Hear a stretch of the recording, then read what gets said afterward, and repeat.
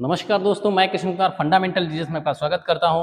Nutrient management की अगली कड़ी में हम लेकर आए हैं soil productivity and factors affecting soil productivity.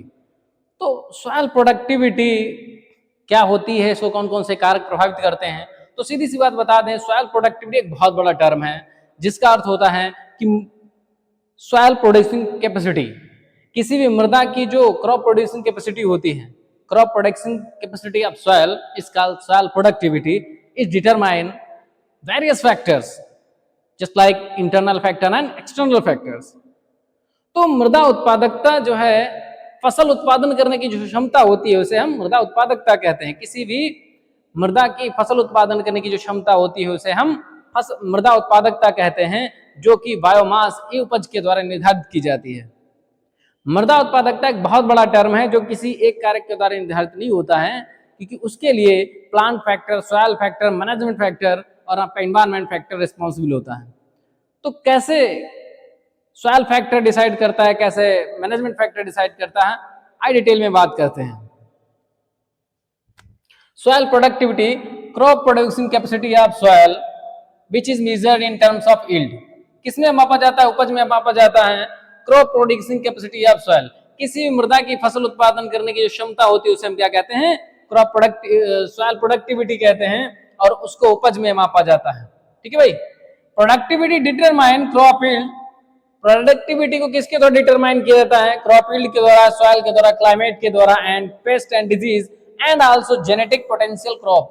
किसी भी फसल की जो आनुवंशिक दक्षता है, आनुवंशिक क्षमता है फसल उत्पादन करने की, वो साथ ही साथ मैन्स मैनेजमेंट, मनुष्य किस प्रकार से प्रबंधन कर रहा है, ये मुख्य फैक्टर होते हैं जो मृदा उत्पादकता को प्रभावित करते हैं। या कह सकते हैं मृदा उत्पादकता को निर्धारित करने या प्रभावित करने के लिए फसल उपज के साथ साथ सॉइल, क्लाइमेट, जलवायु, कीट एवं बीमारियां, साथ ही फसल की जो आनुवंशिक क्षमता है उसके साथ साथ मनुष्य प्रबंधन किस प्रकार का है, ये फसल उत्पादन को या फसल उत्पादकता को प्रभावित करते हैं। ठीक है भाई। इसके बाद क्या है? The total quantity of nutrient is not only sufficient but also present in available and balanced proportion। कहने का तात्पर्य यह है कि मृदा में पोषक तत्वों की कुल मात्रा का होना ही आवश्यक नहीं है, जबकि उसका संतुलित मात्रा में होना और उपलब्ध अवस्था में होना बहुत आवश्यक है। मान लिया आपके यहाँ बहुत ज्यादा गेहूं भरा हुआ है, लाही भरी सरसों है, लेकिन वो ऐसी अवस्था में नहीं उसको खाया जा सके, तो उसका हमारे यहाँ होने का कोई मतलब नहीं है। बात समझ रहे कि नहीं? गेहूं है हमारे यहाँ पिसा हुआ नहीं है तो आप उससे रोटी नहीं बना सकते। धान है हमारे यहाँ कुटा हुआ नहीं है तो उससे आप चावल नहीं बना सकते। बात समझे कि नहीं? तो इसी प्रकार से हमारी सॉइल में जो न्यूट्रिएंट है, चाहे कितना भी मात्रा में क्यों ना हो, उससे ज्यादा मात्रा में क्यों ना हो, लेकिन अगर वो उपलब्ध अवस्था में नहीं है तो वो हमारी फसलों के लिए आवश्यक नहीं है, वो हमारे पौधों के द्वारा उपलब्ध नहीं हो सकता। तो उपलब्ध अवस्था में होना चाहिए और बैलेंस फॉर्म में होना चाहिए, ना ज्यादा कम होना चाहिए ना ही अधिक होना चाहिए। बात समझ? तब वो पौधों के लिए उपयोगी साबित होगा, तभी वो मृदा उत्पादकता में सहायक होगा, अदरवाइज वो सहायक नहीं होगा।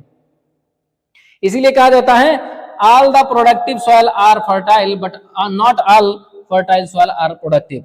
सभी उत्पादक मृदाएं उर्वर होती हैं लेकिन सभी उर्वर मृदाएं उत्पादक नहीं होती हैं, क्योंकि उत्पादकता किसी एक कारक के द्वारा निर्धारित नहीं की जा सकती है। उसके लिए कई सारे कारक जिम्मेदार होते हैं, जैसे मृदा, जलवायु, कीट एवं बीमारियां, फसल की जो आनुवंशिक क्षमता है वो, और मनुष्य किस प्रकार से प्रबंधन कर रहा है, ये सारे कारक निर्धारित करते हैं किसी भी मृदा उत्पादकता को। ठीक है भाई। आगे चलते हैं। फैक्टर्स अफेक्टिंग सॉइल प्रोडक्टिविटी, कौन कौन से कारक होते हैं जो मृदा उत्पादकता को प्रभावित करते हैं? all those factors affect the physical, chemical and biological proper condition of soil। वे सभी कारक जो मृदा की भौतिक, रासायनिक तथा जैविक अवस्था को प्रभावित करते हैं, वो सभी कारक क्या होते हैं? सॉइल प्रोडक्टिविटी को प्रभावित करते हैं। आगे चलते हैं। Internal factor. तो इंटरनल फैक्टर का मतलब क्या होता है? आंतरिक कारक होता है। ठीक है। आंतरिक कारक के अंतर्गत वे कारक आते हैं। पहला क्या है? जेनेटिक फैक्टर्स या हेरिडिटरी फैक्टर, जिन्हें परिवर्तित नहीं किया जा सकता, जिन्हें अपने अनुसार मैनिपुलेट नहीं किया जा सकता, उन्हें हम इंटरनल फैक्टर कहते हैं। इसके अंतर्गत आता है सॉइल टाइप और सॉइल टेक्सचर। ये जो सॉइल टेक्सचर, इसको मैनिपुलेट नहीं किया जा सकता अपने अनुसार, ना ही सॉइल टाइप को मैनिपुलेट किया जा सकता है। ठीक है। इसके बाद आते हैं एक्सटर्नल फैक्टर। एक्सटर्नल का मतलब बाह्य कारक। पहला इसमें आता है क्लाइमेटिक फैक्टर। क्लाइमेटिक फैक्टर में क्या आता है? आपका रेनफॉल है, टेम्परेचर है, ह्यूमिडिटी, और आपका क्या है भाई, सोलर रेडिएशन, विंड है। ये आपके क्या है, क्लाइमेटिक फैक्टर्स हैं जो किसी फसल उत्पादकता को या मृदा उत्पादकता को प्रभावित करते हैं। इसके बाद आता है इडैफिक फैक्टर। इडैफिक फैक्टर अंतर्गत soil moisture, air, water, temperature, gases, ठीक है। तो ये सब क्या है, आपके इडैफिक फैक्टर्स के अंतर्गत आते हैं जो मृदा उत्पादकता को प्रभावित करते हैं। इसके बाद आता है बायोटिक फैक्टर। बायोटिक फैक्टर में तुम्हारे क्या आते हैं, बैक्टीरिया,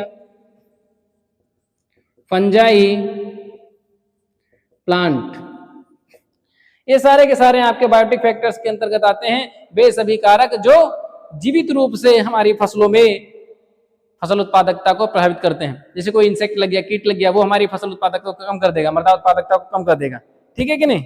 या कोई खरपतवार है तो हमारी फसलों के साथ क्या करेगा, कंपटीशन करेगा, न्यूट्रिएंट के लिए, वाटर के लिए, एयर के लिए, सोलर रेडिएशन के लिए, तो उससे हमारी फसल के उत्पादन पर प्रभाव पड़ेगा।